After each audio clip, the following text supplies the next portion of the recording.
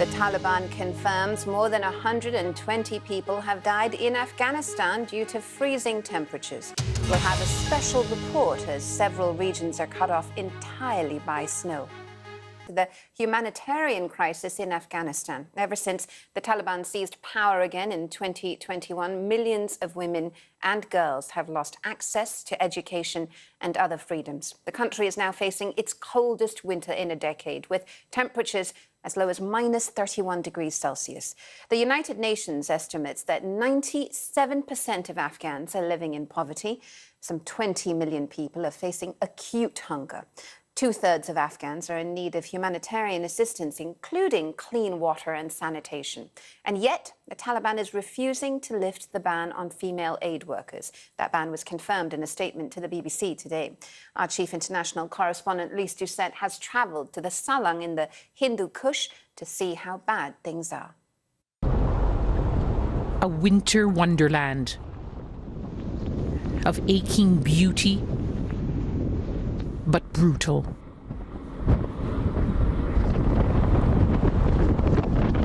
We're travelling through the massifs of the Hindu Kush, through the world's second highest road tunnel, the Salang Tunnel, a place of legend.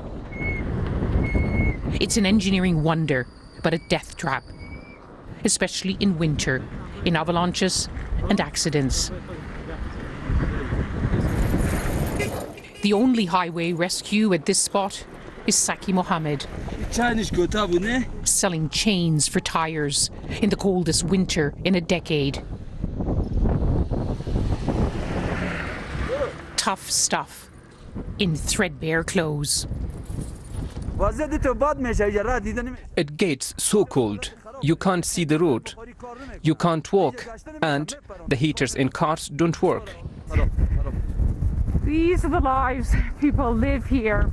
It's so cold, but he said it's going to get colder still. We've been out just for minutes and our eyebrows are frozen and my face feels it's going to fall off. Imagine if you live day in, day out in conditions like this. This is the only way to reach Saki Mohammed's home.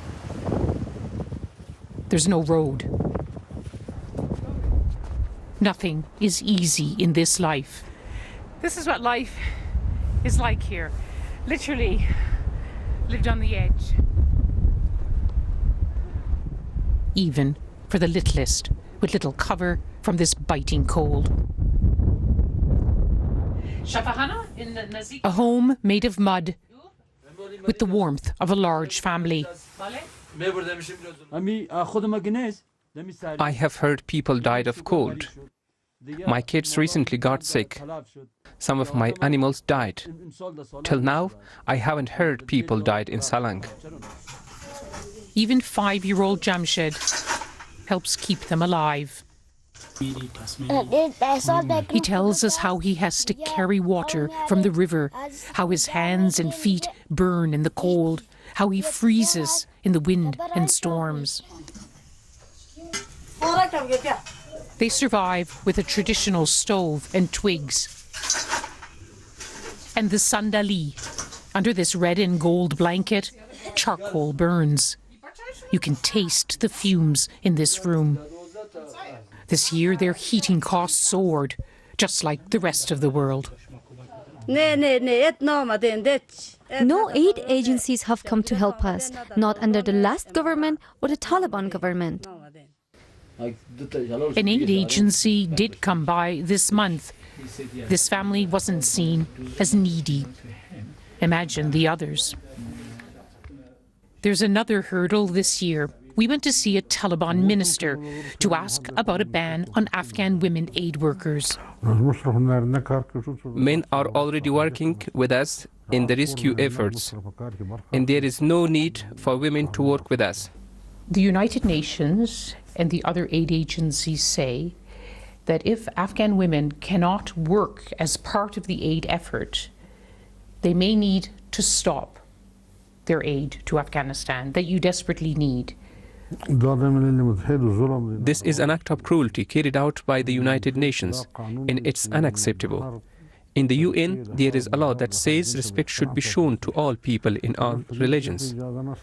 Our religion does not allow women to work in that way.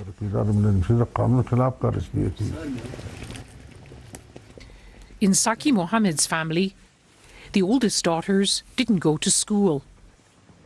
They couldn't afford it. 14-year-old Zainab was the luckiest. She got to go. Then the Taliban shut girls' high schools. Such hard lives in such harsh terrain. Afghan rulers come and go. Nature's power ever present. Lise Doucette, BBC News, Salang.